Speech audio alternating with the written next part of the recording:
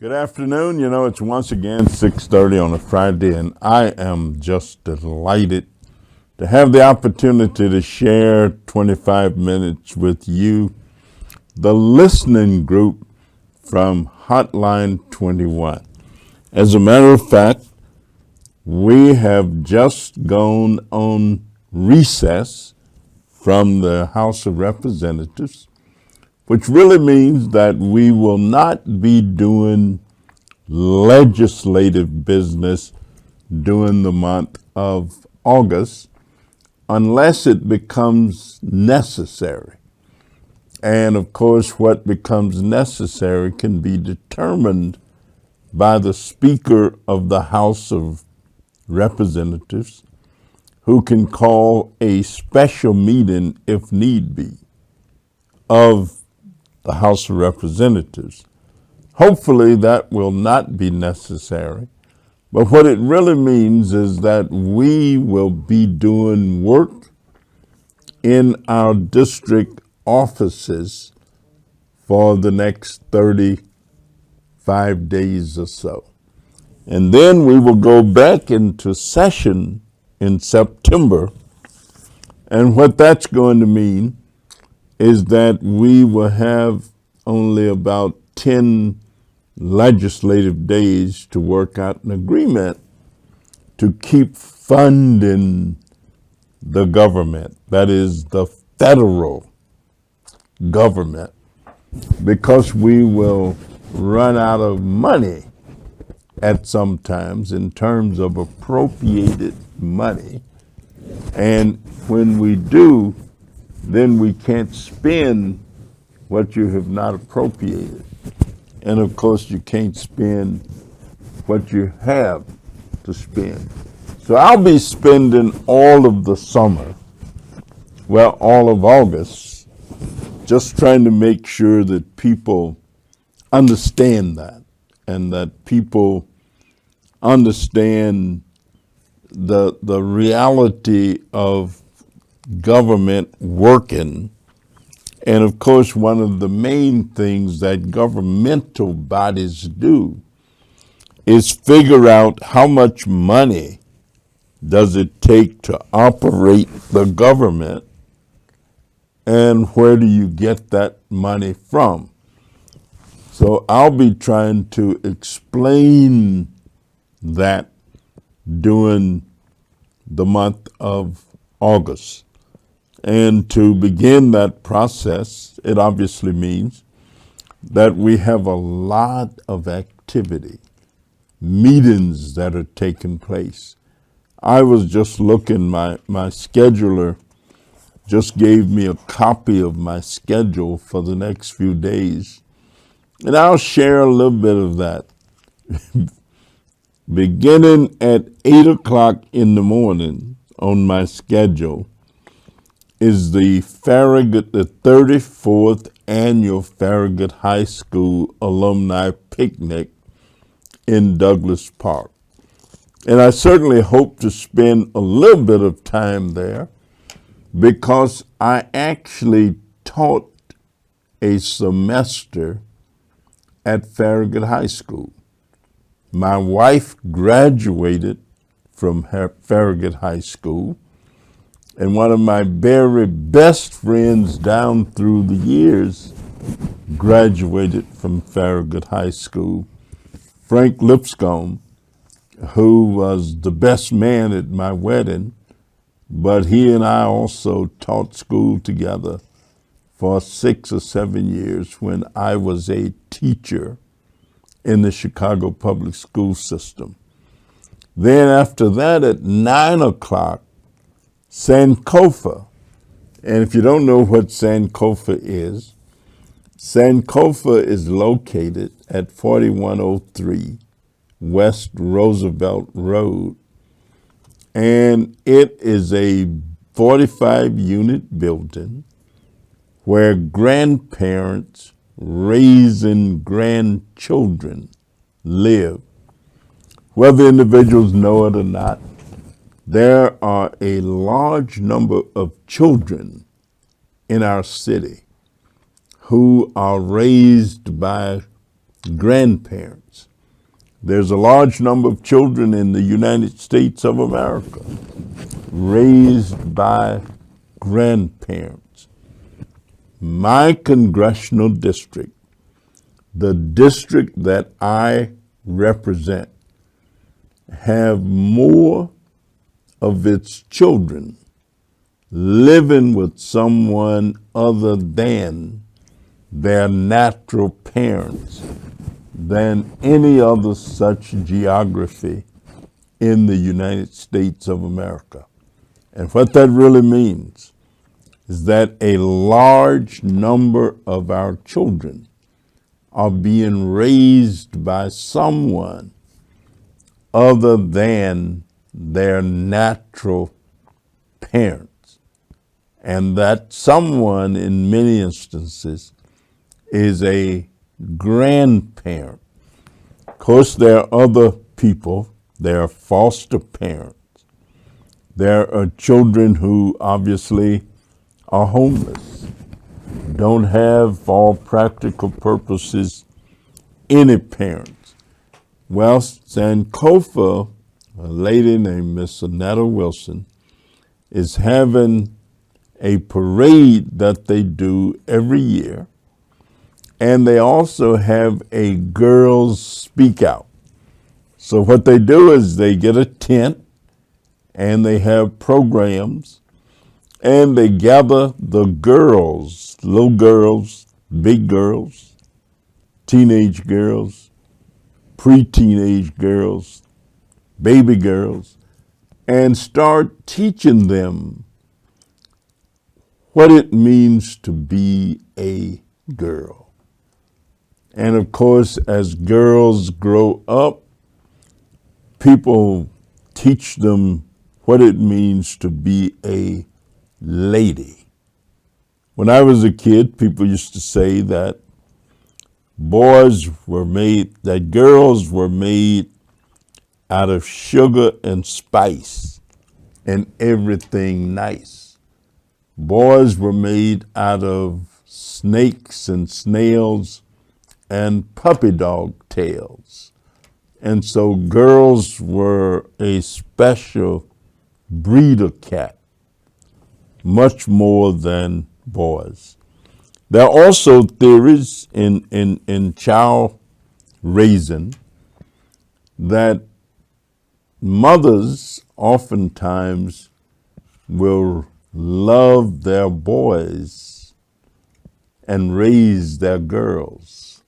And that is that sometimes families don't put the same amount of raising into girls that they put into boys. Or that boys are sometimes given a little slack on certain things like social graces, like education, like reading and learning and being in compliance with societal expectations, that boys are not held to the same standards.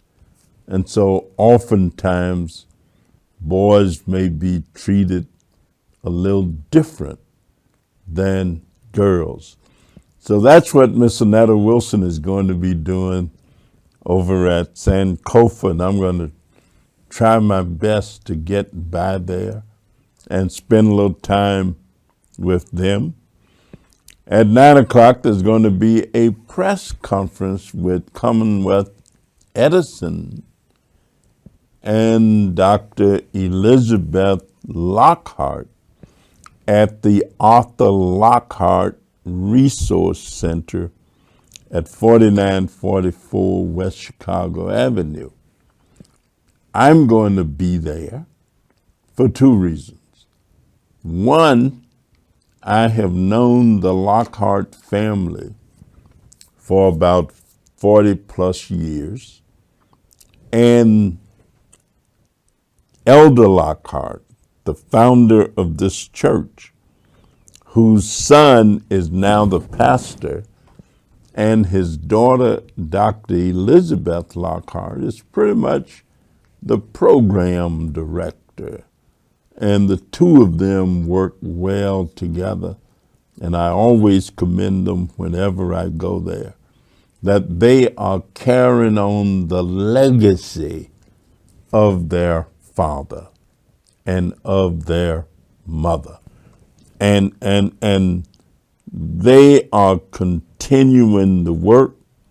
They have a great church, but they also have a great resource center and programs that have been developed.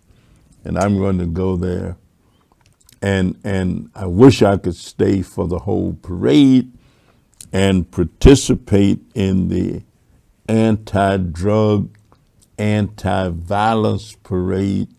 I won't be able to do that because I will leave there and try to get by the funeral services of Dr. Daniel Dean Gadam, a medical doctor who used to work at the Loretta Hospital for many years, but unfortunately he has passed on, and I'm going to try to get to his funeral services.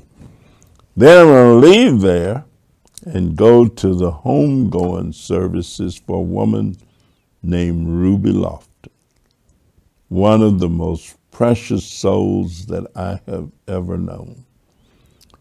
Her husband died not too long ago, but probably a couple years maybe. And he had been the chief of security for Senator Roland Burris when Senator Burris was the Attorney General for the state of Illinois. Ruby is the greatest volunteer I have ever encountered during my lifetime. She used to run a service office for me, totally volunteer. Wasn't even located in the same place as our regular office. And we're getting ready for our big annual back-to-school picnic and parade. And I remember one year that Ruby cooked 6,000 hot dogs under a hot tent during the month of August, when the weather was about the same as it is now. And her funeral, of course, is going to be in Bolingbrook because she and her husband and family moved out to Bolingbrook. They used to live in the Austin community. And I'm going to get out there to express appreciation and to share, I guess, with the family as they have the homegoing services of their mother and grandmother. And so it's a busy, full day, but you know, even when you deal with those kind of situations, then you also get the opportunity. Because I'm going to leave there and run back and get to the birthday celebration for Dr. Laverta Hurt at Robinson Ribs at 848 West Madison Street in Oak Park. And if you've ever had any ribs like Robinson Ribs, even if you are a vegetarian, you might want to eat some ribs. Charlie Robinson, who owns the place, he and his family are great citizens. They live in Oak Park, Illinois. They've been very active in the Oak Park Baptist Church, First Baptist Church of Oak Park. They've done all kind of civic and community things in Oak Park as well as in Chicago, especially not just in the Austin area, which is adjacent to Oak Park, but all over Chicago. And they used to always be in the Rib Fest, Taste of Chicago, and many times they were winners of the best ribs. Charlie grew up in Mississippi, was an outstanding athlete in high school, played basketball, scored 30-some points in one game by halftime. And of course, his school won the state championship. And I'm going to be able to stop by there and have a little dinner with Dr. Hurt and her family. And then I'm going to leave there because my young intern, one of them, Jacob Drew, and his sister, both they're twins, they just graduated from high school, getting ready for college, and they are having a graduation party that their parents are throwing for them in Oak Park. And I'm going to try to get by there and wish them well as they begin to get ready and go off to colleges and universities and prepare for the next stage and the next phase of their lives. And so tomorrow will be a busy day, but it will be an exciting day because I will also probably, if I get a chance, I have a brother who is in the hospital. He is 2 years younger than I am. I have two brothers who are still alive. One is 2 years younger than I, and the other one is 4 years younger than I. And all of us have been very fortunate because other than minor kind of things, one broke his leg out trying to play softball when he may have been a little too old to do that. That's my youngest brother, Willie. And my other brother, Jesse, is in the hospital and undergoing some treatment and ultimately some surgery. And I may get a chance to get out to the hospital and visit with him for a moment or two, or for a few minutes, or whatever. And then, of course, one of my staff persons, Fred Davis. Fred's name is Davis, but we're not related that way. But I've known Fred since he was a student when I used to teach in the Chicago public school system. I've known his family that long. His mother is 99 years old, and he's undergoing a bit of illness right now. And so I may get an opportunity to interact. So you see, you can be busy doing a lot of things because in practically all of these instances, I will end up talking about the state of political affairs in the country and the difficulty that we have in the House of Representatives and in the Senate making decisions because there's so much of a split.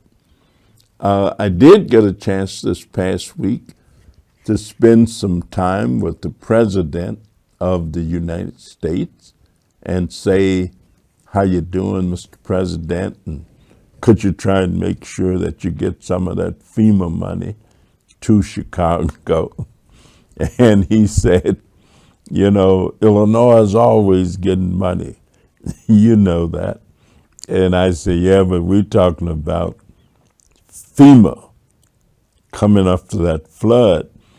But this afternoon, we actually had a briefing because the process is you have to gather information.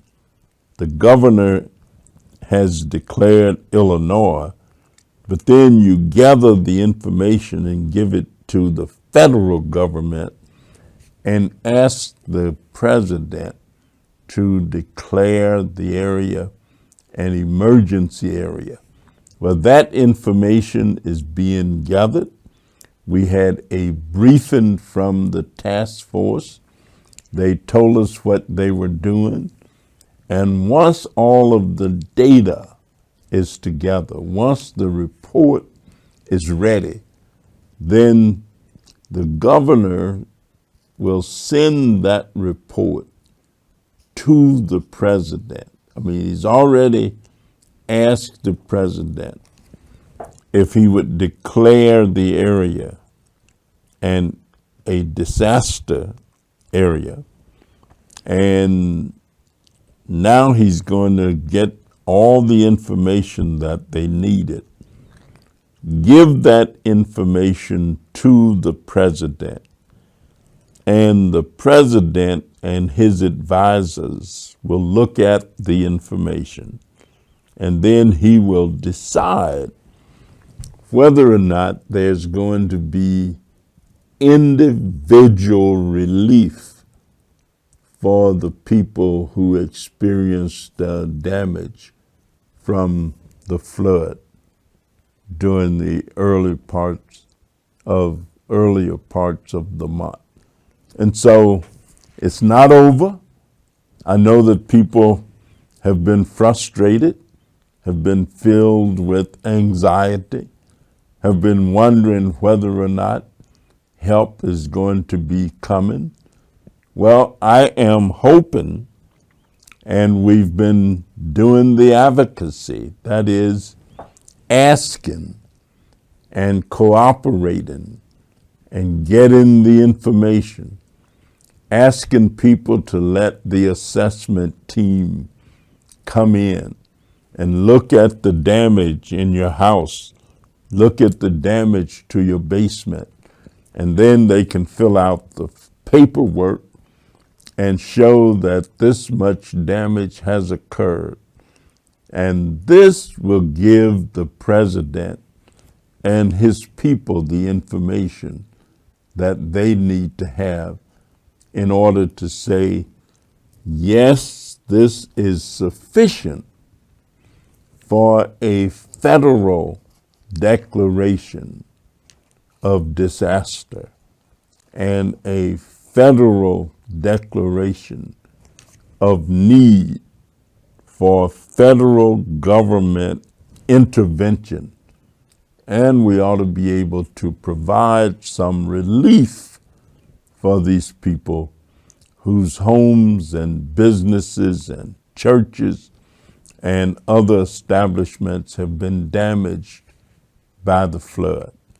So I hope that we can say help is on the way, and it won't be the cavalry, but it will be the federal emergency management agency of the United States government. And that is the help we are seeking. That is the help we are looking for. And that is the help we hope will come. In the meantime, as I prepare to make my exit, have a wonderful weekend, a great weekend in, a good day, and a better tomorrow. It's been a pleasure being with you. I look forward to being back next week. And until then, do something good for yourself and something even better for somebody else. Have a wonderful weekend. It's good to have been with you.